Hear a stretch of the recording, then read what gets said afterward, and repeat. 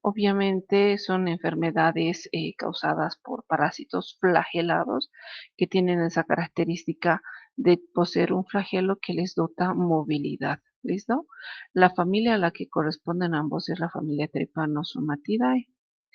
Ambos en común tienen kinetoplasto. Vamos a hablar primeramente en común, ¿ya?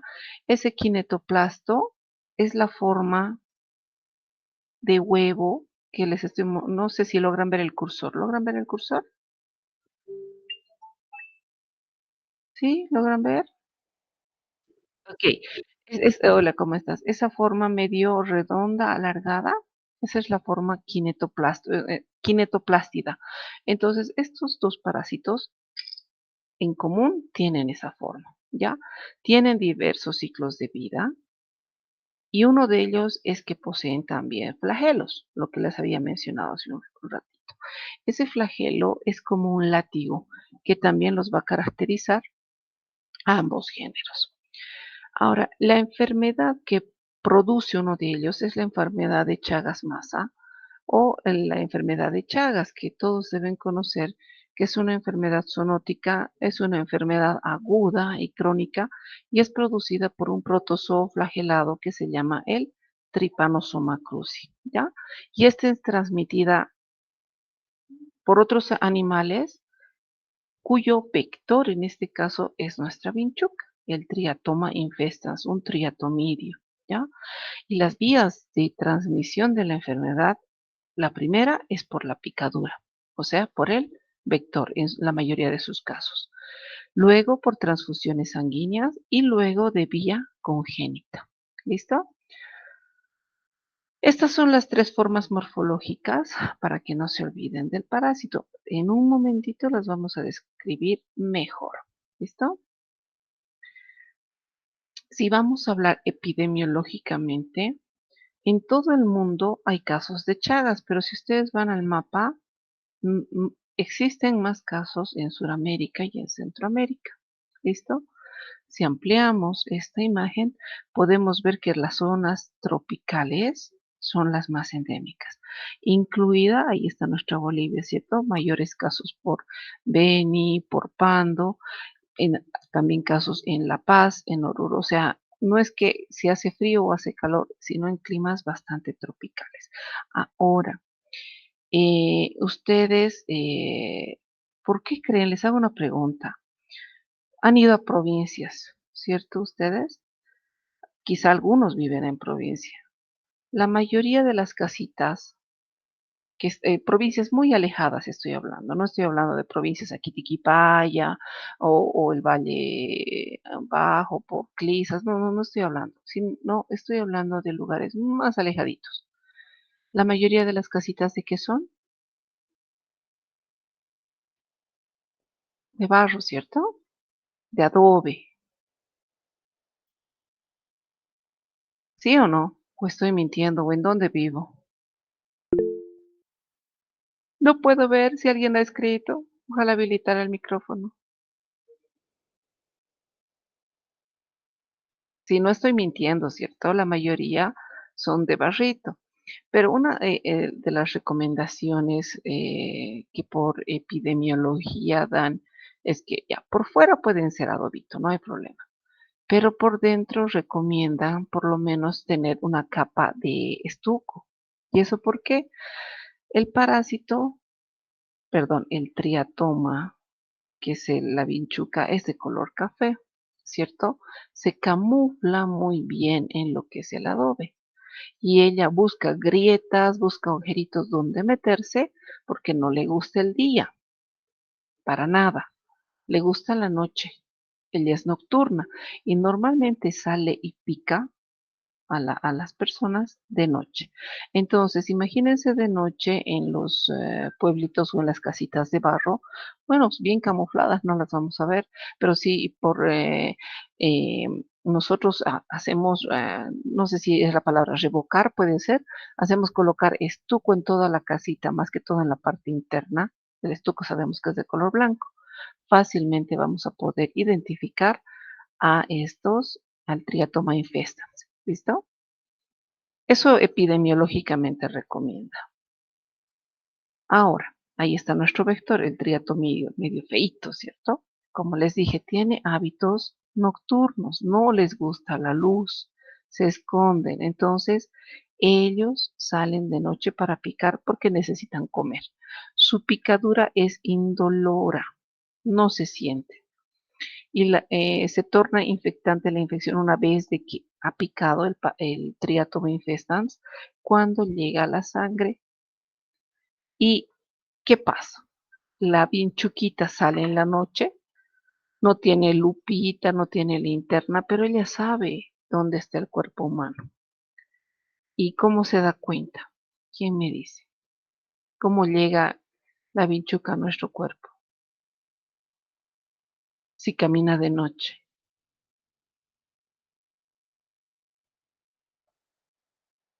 Tampoco tiene sensores de calor, ¿cierto?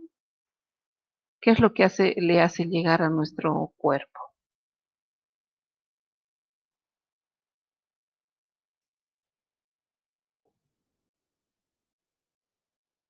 Hola, esta vez voy a ver quiénes están. Somos 11 almas. Weimar, Weimarito, ¿qué le hace a la vinchuca salir detrás de nosotros? Emily, Noelita, ¿estás? Alfredito, Lo que decía, ¿puedes repetir la pregunta, por favor? Buenas tardes. ¿cómo estás? Te repito, querida. ¿Cómo la vinchuca se da cuenta que estamos presentes? Si es nocturna, sale en la noche cuando no hay luz y llega a nuestro cuerpo para comer. ¿Cómo se da cuenta? ¿Tiene lupa? Ah, frescas. Ay, es por la calor, por la temperatura. Ya, uno, la temperatura, pero ¿qué más? Ahorita lo están haciendo Dióxido todos. de carbono. Porque nosotros al respirar botamos dióxido de carbono. Bien, es por la eliminación del monóxido de carbono, es cierto. ¿Quién te ha golpeado? ¿Quién ha sido? No, doctora, me he caído.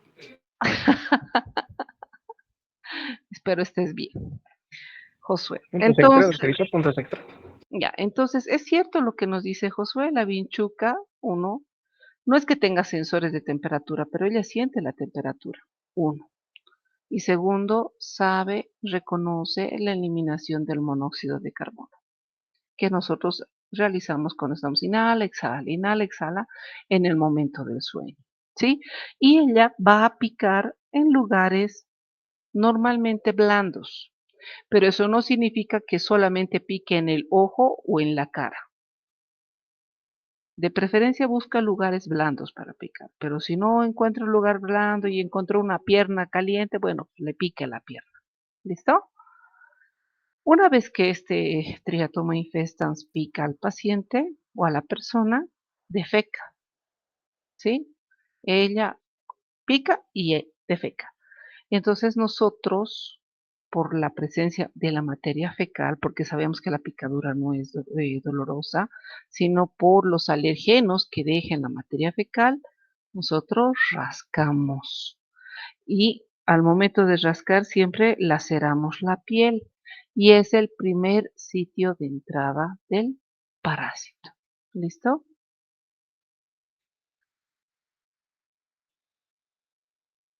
Para que ingrese el parásito. Ahí están las tres formas morfológicas del parásito. La forma epimastigote, la forma amastigote, la forma tripomastigote metacíclica. ¿Listo? Las únicas formas que son flagelares en este caso es la forma epimastigote y la forma tripomastigote. La forma epimastigote solo lo vamos a encontrar en el intestino de la vinchuca, solo, porque una vez que ingresa también, porque hay vinchucas que no tienen el parásito, no es que toda vinchuca es transmisora del parásito, por si acaso, hay vinchucas que las llaman vírgenes, ¿ya? Estas vinchucas vírgenes que no portan el parásito, se las utiliza para hacer una prueba confirmatoria que es el seno diagnóstico. Y el seno diagnóstico se hace en el paciente, ¿ya? Pero eso es para cuando estén en cuarto año en inmunología. Cuando el parásito ingresa a la vinchuca, madura en el intestino, ingresando por boca o por su probóscide en forma tripomastigote metacíclica, que es la forma infectante del parásito, va a madurar en el intestino en forma epimastigote. Y para ser eliminado por materia fecal, madura en todo su tracto digestivo hasta convertirse otra vez en tripomastigote metacíclico. ¿Ya? Entonces, si yo les pregunto qué forma infectante podemos encontrar en el intestino de la vinchuca, ustedes me dirán epimastigote, más nada. ¿Listo? Ahora, la forma amastigote es una forma redondeada, ovalada, kinetoplástica, así como habíamos mencionado hace un inicio. No posee flagelo. Y esta forma amastigote se acumula en órganos, en músculos, normalmente como nidos, ¿ya? Y es donde se multiplica por fisión binaria. La forma mastigote entonces solo la vamos a encontrar ¿dónde? En tejidos y en vísceras. Ahora, la forma tripomastigote es la forma infectante y es la que vamos a encontrar normalmente en sangre. ¿Listo? Posee su flagelo, que va desde la parte anterior hasta la parte posterior, que le otorga movilidad. ¿Sí? Vemos otra fotito, la forma epi y la tripo bien parecidas, ¿cierto? Pero el epimastigote, el flagelo es ventral hasta la cola, en cambio el tripomastigote va desde la parte anterior, o sea, desde la cabeza hasta la cola. Y la forma mastigote no posee flagelos. Vistos en fotos reales, estamos viendo acá. Forma epimastigote más fusiforme, más alargada, como si fuese espadita, ¿cierto? La punta de la espada de un sable. La forma amastigote que se encuentra como nidos, habíamos mencionado, ¿cierto? En los tejidos, donde se multiplican. Y la forma tripomastigote en sangre. El ciclo biológico ya no lo vamos a ver, sé que lo saben, ya lo hemos mencionado hace un ratito. En la forma amastigote en una etapa aguda no se va a presentar. En una etapa aguda principalmente se presenta la forma tripomastigote, pero a medida que pasa el tiempo, porque la fase aguda, perdón, la forma amastigote cuando ingresa en el tejido, obviamente llega a sangre, de sangre a tejido, ¿cierto? Y cuando está en tejido empieza la multiplicación interna. Ya cuando existe gran cantidad de parásitos, pasa a la forma crónica. En esta forma crónica existe alta parasitemia, altos parásitos dentro del cuerpo. En una fase aguda, la cantidad de parásitos no es tan alta, pero eso no significa que no pueda ser reconocida por pruebas inmunoenzimáticas. ¿Listo? Las picaduras, ¿qué ocasionan? Ahí tenemos dos ojitos, ¿cierto? Dos ojitos hinchados que parecieran que fuesen golpe. Estos edemas, que normalmente son las lesiones primarias del Chagas, se llama chagoma de inoculación o signo de Romaña masa también, porque provocan una lesión, el signo de Romaña específicamente, en el ojo, ¿sí? Esa edema, inflamación, pero sin morete. Una lesión primaria o chagoma que no sea en el ojo, se lo va a ver de esta manera, como un gran golpe también, ¿sí? Pero esto recibe el nombre de chagoma. Las complicaciones del Chagas normalmente se ven en la fase crónica, porque aparecen lo que son los megas. Mega significa agrandamiento, ¿cierto? En una etapa aguda, en una fase primaria, difícilmente vamos a ver visceromegalias. Esto se ve en fases crónicas, donde ¿qué órgano se lesiona más? Fíjense esto, todo esto es el colon.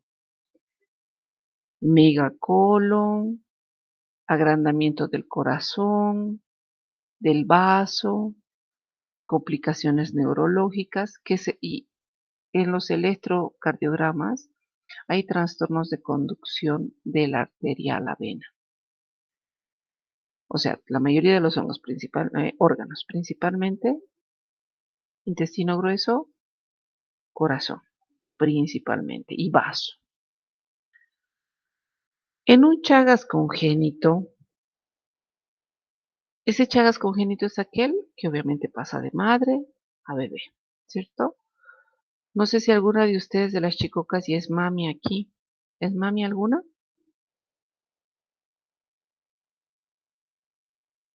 Bueno, ¿alguien tiene un hermanito pequeñito bebé?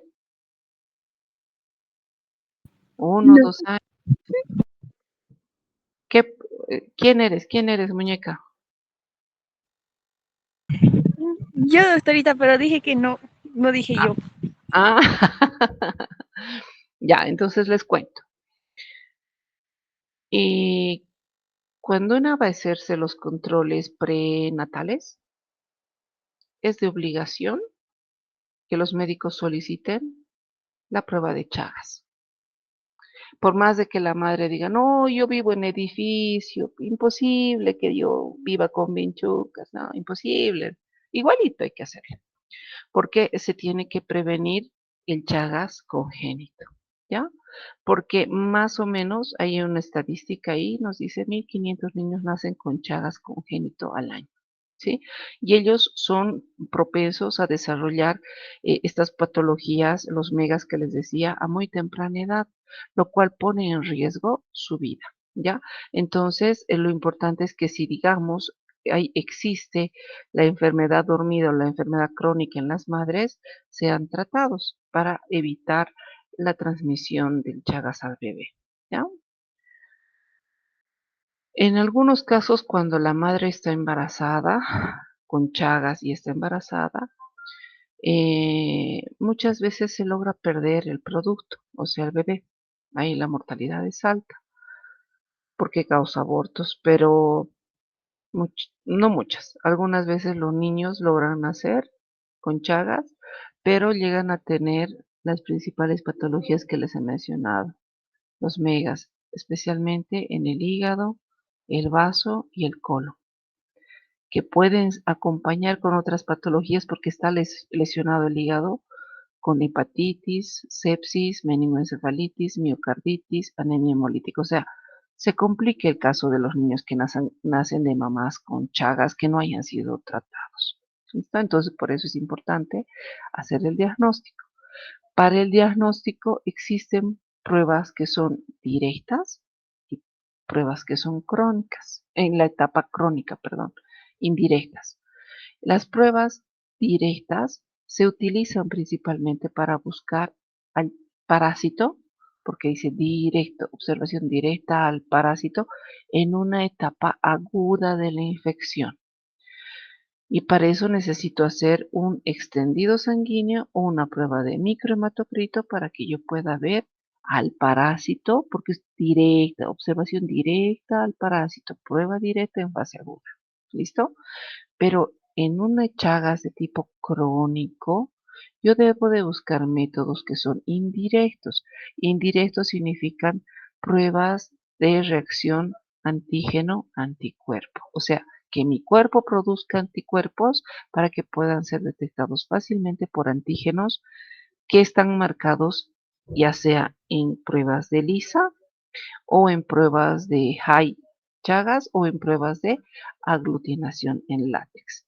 Esta parte de pruebas indirectas para detectar un Chagas crónico lo van a ver en cuarto año. ¿Listo? Hoy nos vamos a quedar a buscar estos parásitos de manera directa. ¿Listo? Aquí tengo un pequeño videíto. Lo vamos a ir adelantando porque son 11 minutos este video y nos muestra el micromatocrito. ¿Listo? Nos dice cuáles son los materiales para poder trabajar. Voy a apagar aquí el audio, por favor. No, voy a hacer un pause. Una micropipeta, portaobjetos, portaobjetos, cubre objetos, necesitamos tubitos Eppendorf, necesitamos sangre del paciente que contenga EDTA y necesitamos tips para manejar la micropipeta. ¿Listo? Una vez con todo el material, ahí está nuestro portaobjeto. Nos sigue mostrando todo el material. Ahí está. Necesitamos poner alícuotas. Y alícuotas significa fraccionar la sangre que yo tengo de este tubo en frascos más pequeños, en tubitos de pendor más pequeños. Y eso está fraccionando en dos. ¿Por qué razón? Se tiene que llevar a centrifugar. ¿Ya? Ahí están las dos alícuotas. Y centrifugamos, ya sea en una microcentrífuga o en una centrífuga normal, a 3000 revoluciones por un minuto. Ahí nos está señalando el tiempo y nos está señalando las 3000 revoluciones. En cualquier centrífuga que se trabaja, siempre tenemos que tener un contrapeso. ¿Ya? Y qué mejor, en este caso se está utilizando la sangre del mismo paciente. Se destapa y se coloca en lugares paralelos, enfrentados, cosa de que tenga el mismo peso en ambos lados. No podemos colocar nunca ladito a ladito porque se nos va a romper todo lo que hay ahí adentro. ¿Sí? Entonces ven de manera paralela, ¿sí? Voy a levantar, aquí está uno y aquí está el otro. Y va a centrifugar el tiempo que se ha determinado. A ver, que saque ahí. Vamos a ver que afine la imagen. Ya. Tenemos el tubito de Pendor con una separación de glóbulos rojos en la parte inferior, glóbulos blancos y plaquetas al medio y suero en la parte de arriba. Los hemoparásitos, en este caso, se van a encontrar en esta zona donde estoy marcando con el cursor. Ahí. Entonces, con la ayuda de la micropipeta, es de ese lugar donde se toma la muestra. Esta es una centrífuga grande que igual nos dice, se puede utilizar un minuto por a 3000 revoluciones. Esta es otra centrífuga más grande.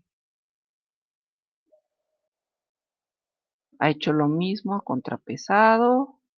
El video completito lo pueden ver también, está en la plataforma. Y ahí tenemos las dos fases, ¿cierto?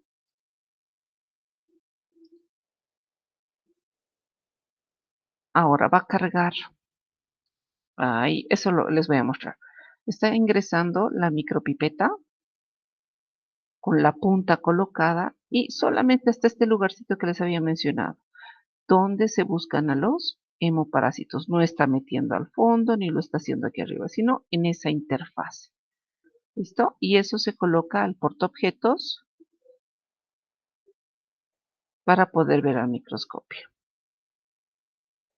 ¿Se puede hacer una tinción? También. Pero van a ver que es lindo verlos en movimiento.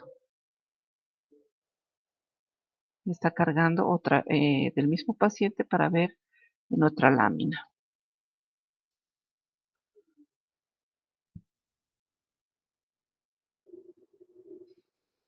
Mismo paciente.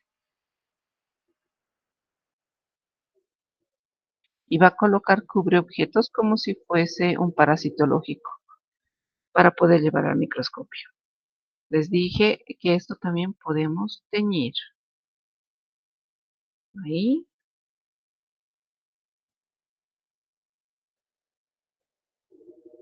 Y eso llevamos al microscopio y ahí está. Ustedes me dirán dónde están los tripanosomas. ¿Ya los han visto?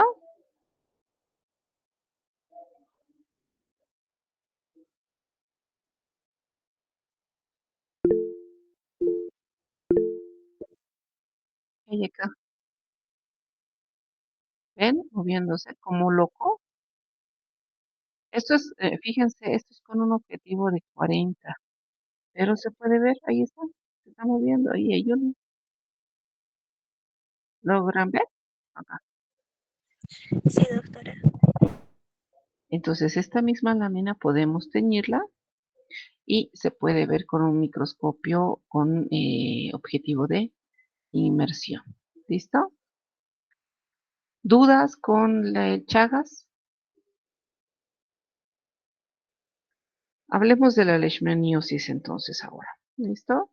También es una enfermedad zoonótica, endémica en áreas tropicales, pero esta es causada también por un vector, que en este caso es un mosquito, que puede ser del género Lutzomia o del género Phlebotomus. El reservorio de la enfermedad normalmente son cánidos, animales como liebres y otros mamíferos. Su forma quinetoplástida y su forma flagelar. Este solamente posee dos formas. La distribución también de la leishmania es amplia, pero si ven hay una gran diferencia. Aquí están azules y aquí están rojos. En países o en regiones que en este caso, si vemos la distribución mundial, hay dos tipos de leishmaniasis. Normalmente la leishmaniasis cutánea, que se presenta solamente en piel, se ha visto como que del hemisferio norte para arriba, bien raro. Y la leishmania visceral del hemisferio sur hacia abajo. Nosotros, muy cerquita de Brasil, aquí en Bolivia, vemos más casos de leishmaniasis visceral, pero no significa que no haya leishmaniasis cutánea. Hay, pero existe más porcentaje de leishmaniasis visceral. Como este mosquito es un vector que ataca ya sea en diferentes lugares demográficos, en zonas que son semiáridas como África, ejemplo, se ha hallado que el vector recibe el nombre de Phlebotomus, pero en selvas tropicales muy cerca de nosotros, el vector recibe el nombre de Lutzomia y tiene esta característica. Es un mosquito peludo, no es un peluche, es un mosquito que presenta pelos y su vuelo es silencioso. No es como el mosquito, el zancudo normal que conocemos que tiene moto, ¿cierto? ¿Sabían que esos mosquitos tienen moto? ¿No me creen? No, doctora. ¿De verdad que no me creen? Los van a escucharse en la noche, van a pasar así con su moto, ¿sí? No suena nada. Estos no tienen moto, pero sí tienen esa característica de que tienen pelos, ¿listo? Y las hembras son las que pican y las que maduran los huevos, ¿listo? Si vemos las formas morfológicas, también existe una forma morfológica que se encuentra en el vector, que es el promastigote procíclico. Ese está en el intestino. La forma infectante, la forma promastigote metacíclica, que es bien parecida a la forma promastigote procíclica. La procíclica es más alargada como estamos viendo acá. ¿Listo? La forma infectante, el promastigote metacíclico, y la forma a mastigote que se encuentra también en los tejidos. Y la forma mastigote es más infectiva, tiene alta capacidad de sobrevivencia y no presenta flagelo. ¿Listo? El ciclo es muy similar al de Chagas, se necesita el vector y en el vector es donde madura la forma infectante. ¿Listo? Ahora, respecto a la respuesta inmune que provoca, depende mucho de la cantidad de parásitos, si es que está aumentada o disminuida. Ejemplo, cuando existe mayor cantidad de parásitos, la leishmaniasis que se provoca es la visceral o una cutánea diseminada. En este caso, a estos pacientes que tienen la cantidad de parásitos aumentados, la reacción de Montenegro, que es una reacción inmunológica, es negativa y la reacción de anticuerpos está aumentada. En cambio, la leishmania mucocutánea, o sea, mezcla que está entre la parte húmeda y la piel, la cantidad de parásitos es disminuida, la reacción de Montenegro es positiva y la cantidad de anticuerpos también está aumentada. A diferencia de la leishmaniasis cutánea, que solamente está en piel, porque provoca una respuesta inmune localizada como una cicatriz, una herida cicatrizante. En estas heridas cicatrizantes, la cantidad de parásitos presentes está disminuida, pero la presencia de anticuerpos para la reacción de Montenegro da positiva y la presencia de anticuerpos es disminuida. ¿Ya? Con esta gráfica podemos diferenciar los tres tipos de leishmaniasis, porque hay una que solamente es visceral, otra cutánea y una que es concomitante, o sea, que tiene como de los dos, una mezclita de los dos. ¿Listo? Vemos acá las formas clínicas. Una leishmaniasis localizada cutánea se la ve así, como si fuese una úlcera con una cicatriz a los costados. Una leishmaniasis difusa, aparte de presentar esta lesión presenta inflamación de nódulos cutáneos en el que va a existir alta parasitemia. En las lesiones que son, o las leishmaniasis que son mucocutáneas, estamos hablando en lugares húmedos como la nariz y la boca, se presentan lesiones de este tipo, que comprometen muchas veces órganos como o regiones anatómicas como la nariz, el paladar y obviamente la boca. Y las lesiones viscerales como la fiebre de Calazar, que dañan especialmente el sistema retículo endotelial, provocando pancitopenia, fiebre y hipoalbuminemia. En estos pacientes, la cantidad de proteínas es súper bajita. Casi no tienen proteínas. El diagnóstico no lo realizamos nosotros solos, por si acaso. Tiene mucho que ver lo que es la epidemiología, el lugar donde viven estos pacientes, la clínica que presentan, más el estudio microbiológico o parasitológico que acompaña, recién se da un diagnóstico infectológico. Estamos viendo entonces en estas dos parasitosis que no solamente es el parasitología ver caquita. Hay otro campo muy grande de la parasitología que nos muestra este tipo de parasitosis en piel o en órganos. ¿Listo? Y para eso se necesita mucho el apoyo del clínico. ¿Qué hacemos nosotros? ¿Cómo hacemos esto? No nos llega muestra de materia fecal. Nosotros trabajamos con las úlceras de los pacientes. Mucho mejor si la muestra la toma el clínico, mucho mejor. Pero si algún día se encuentran solitos y tienen que tomar este tipo de muestras, entonces se debe hacer una incisión en el borde de la úlcera como si fuese raspado con ayuda de un bisturí. O sea, desinfectamos, limpiamos bien y hacemos un raspado de la cicatriz. ¿Ya? Ese debridamiento que vamos a hacer, ya sea del borde interno y de la úlcera, vamos a colocar en plaquitas que las vamos a llevar a teñir. ¿Con qué? Una tinción de Giemsa, lo que me va a ayudar a ver, estos son glóbulos blancos y ahí está la forma amastigote. Recuerdan que esto es parte de tejido, ¿cierto? Y en el tejido el parásito se encuentra en forma de amastigote. Y aquí tenemos también, si ampliamos la imagen, tenemos más cantidad de amastigotes de Leishmania. ¿Listo? Podemos hacer la visualización nosotros, pero si contamos con un patólogo al lado, siempre el trabajo colaborativo. Estoy viendo esto, me ayuda a confirmar, estoy sospechando de esto. Entonces, los médicos patólogos pueden apoyar lo que estamos pensando. Y si al final les dicen, no sé, tenemos que buscar otra opinión. ¿Listo? Pruebas indirectas también se puede hacer, o hemos mencionado que se hace la introdermorreacción de Montenegro y serologías IFI y ELISA. Tengo un pequeño videito para esto. Ahí está.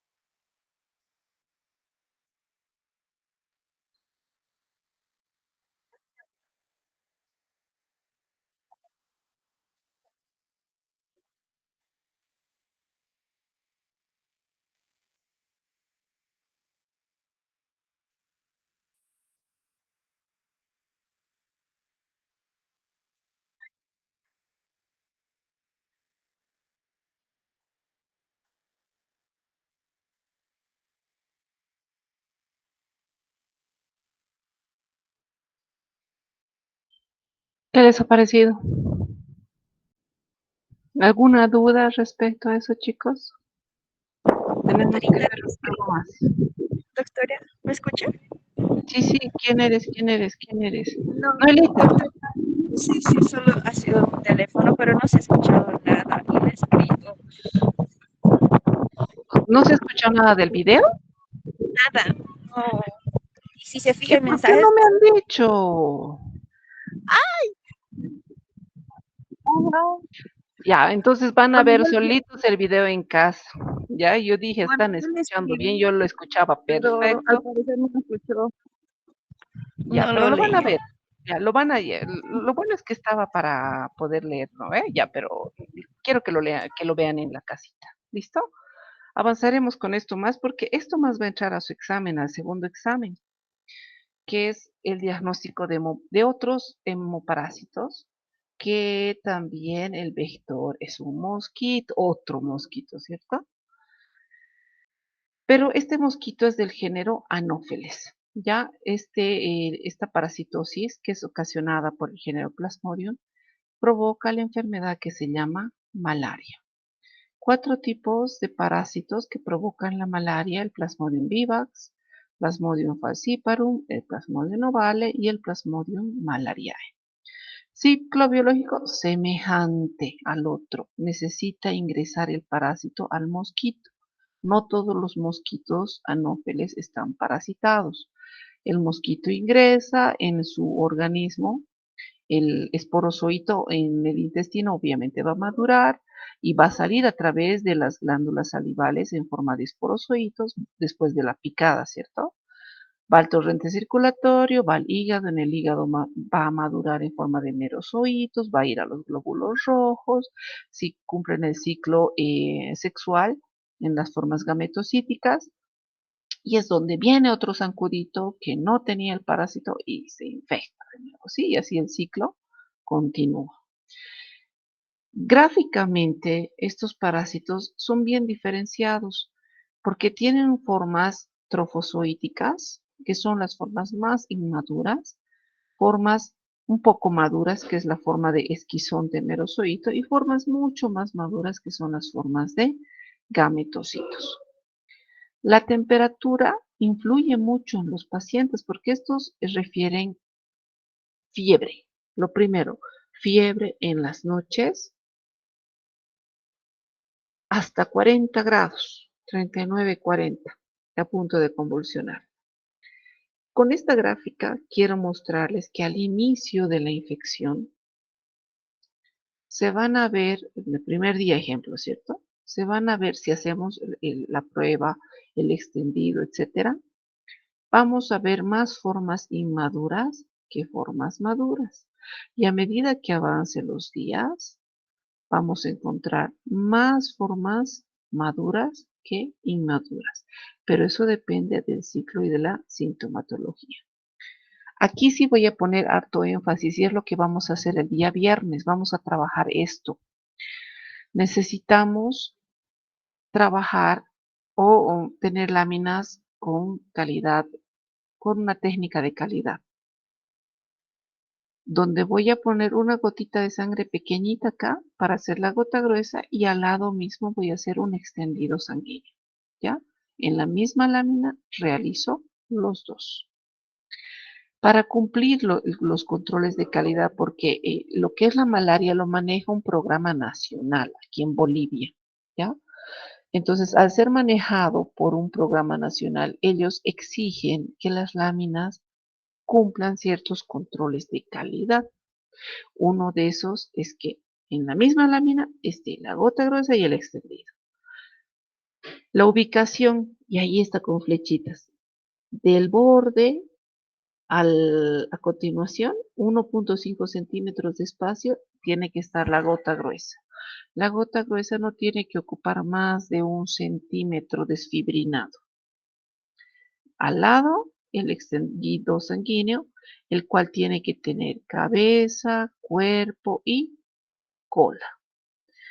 El grosor sí va a importar en el caso de la gota gruesa, porque nos dice una gota gruesa de calidad debe presentar entre 10 a 20 leucocitos por campo. Entonces tengo que cumplir el primer control de calidad, distancia y tamaño y la cantidad de leucocitos. Y en el extendido sanguíneo que tenga cabeza, cuerpo y cola. ¿Listo? La deshemoglobinización es importante. ¿Y dónde se realiza la deshemoglobinización? Acá, en la gota gruesa. Y lo vamos a hacer el día viernes. ¿Listo? Cuando no existen hematíes y se ve un fondo libre de hematíes y si se ven los glóbulos blancos, se puede decir que hemos obtenido la muestra de la gota gruesa con calidad. Pero en cambio, si se ven hematíes varios presentes en la gota gruesa, disminuye la calidad. ¿Listo? Respecto a la tonalidad, como vamos a utilizar tinciones hematológicas, el núcleo de los parásitos ya les voy a ir presentando. Aquí tenemos un trofozoito, aquí tenemos un gametocito y más gametocitos aquí. El núcleo del parásito suele ser de color rojo, fíjense aquí, rojo guindo, ¿cierto? El citoplasma celeste, azul cielo y algunos presentar un pigmento amarillo con puntos negros. Respecto a la densidad parasitaria, es importante porque esa densidad parasitaria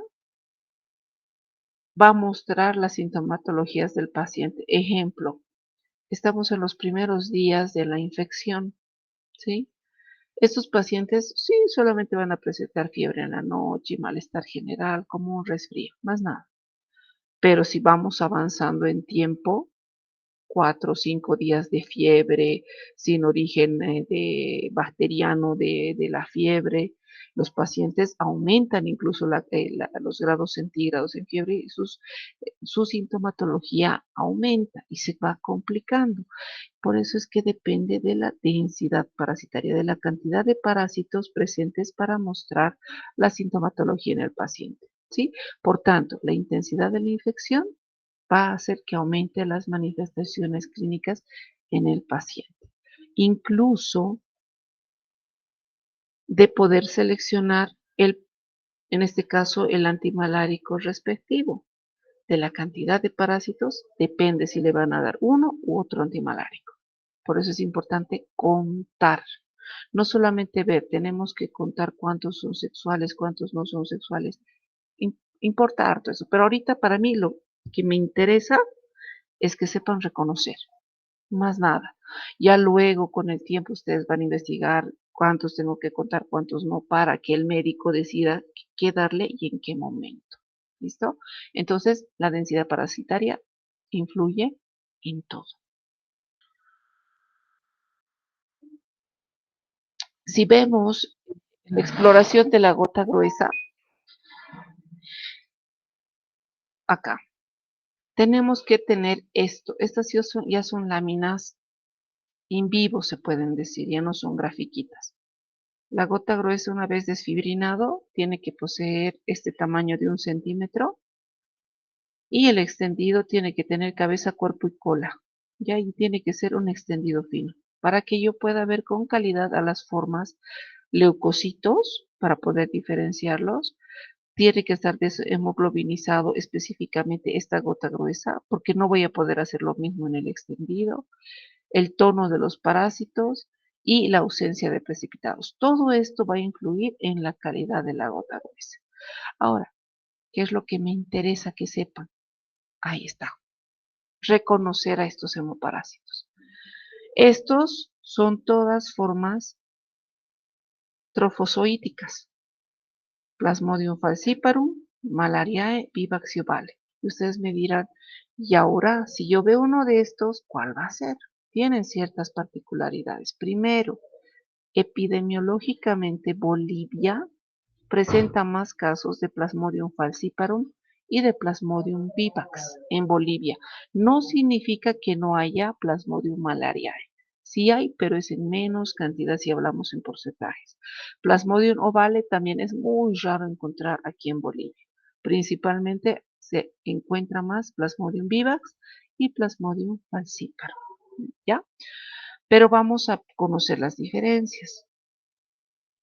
Respecto al citoplasma celular, si tenemos citoplasmas regulares, o sea, completos, como están viendo acá, toditos son los citoplasmas que ven ahorita, plomitos, ven ustedes, ¿cierto? Son completos, puede ser o falciparum o malariae, una de dos. Entonces, ¿cómo diferencio estos dos?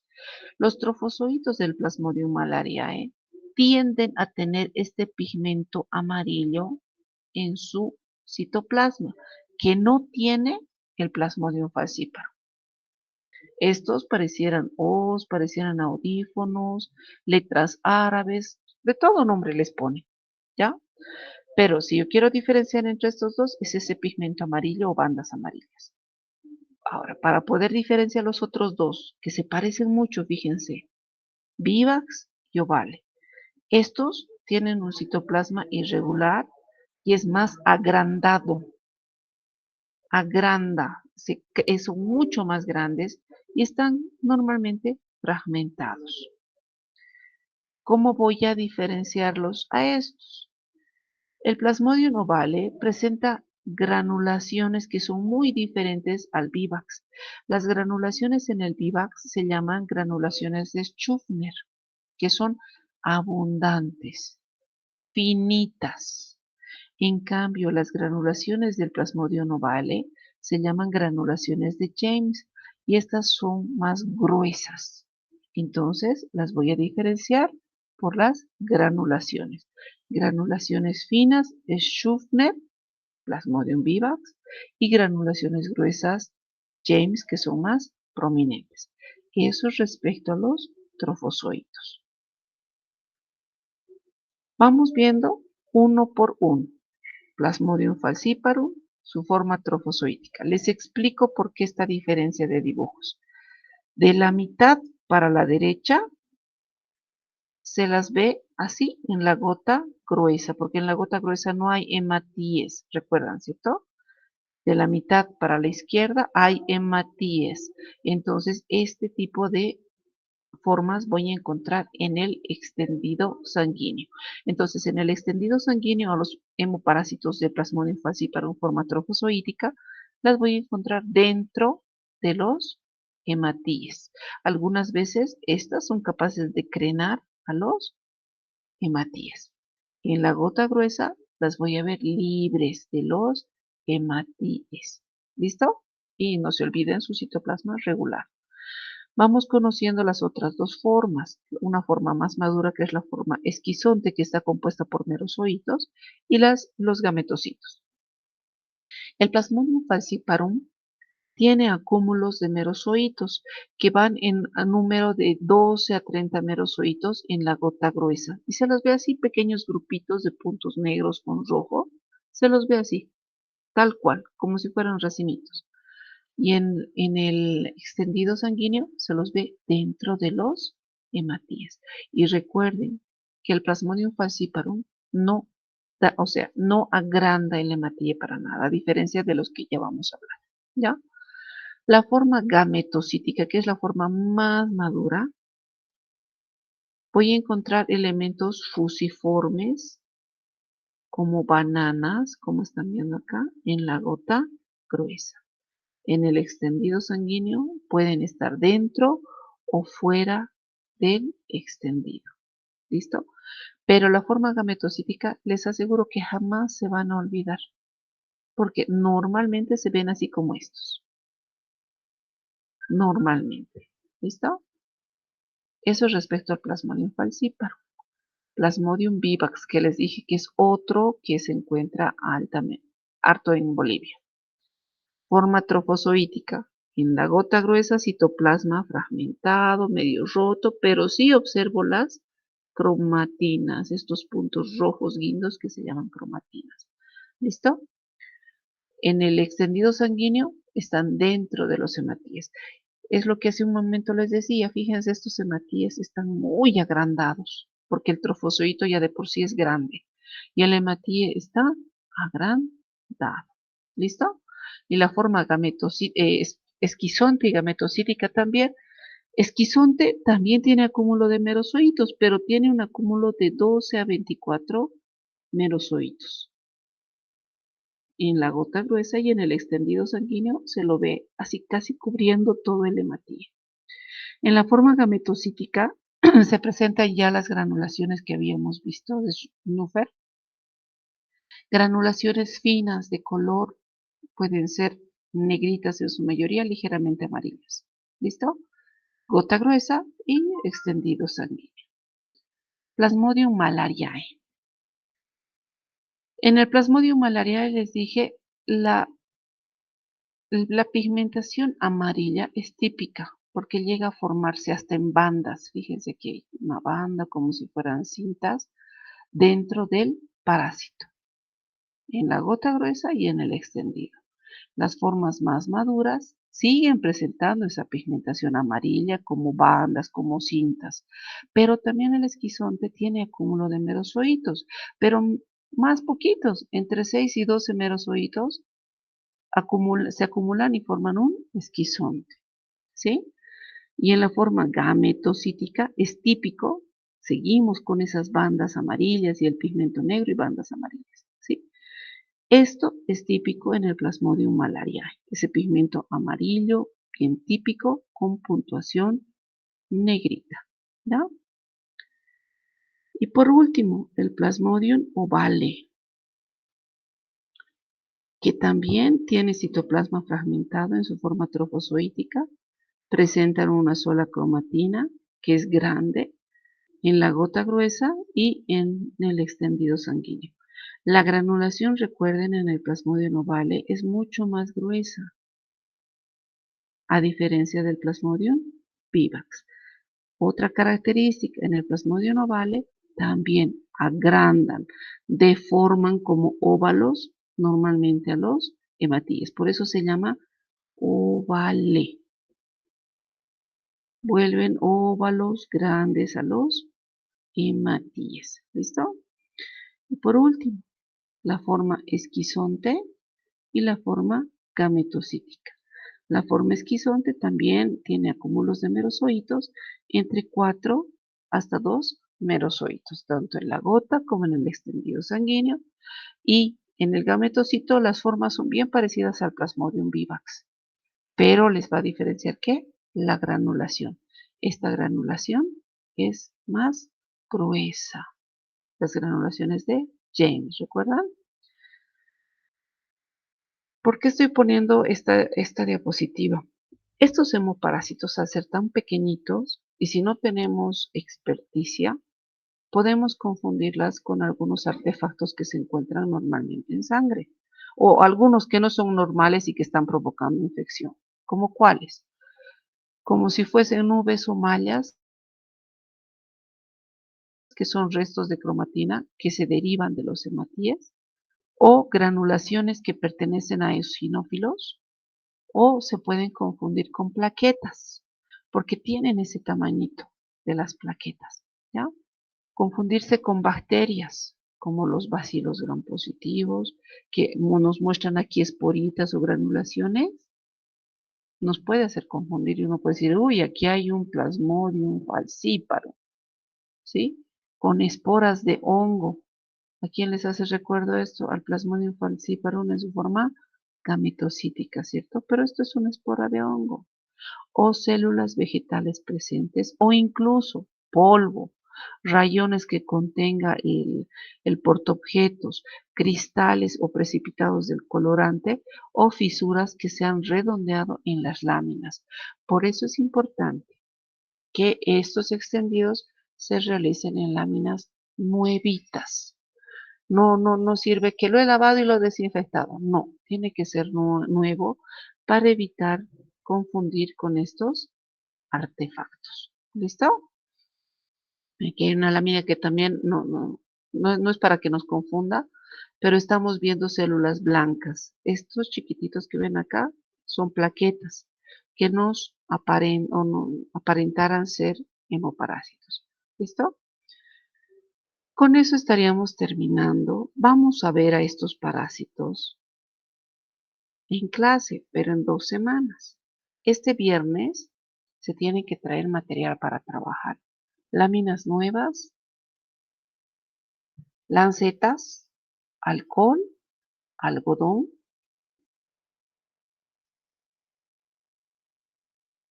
Porque vamos a practicar esto.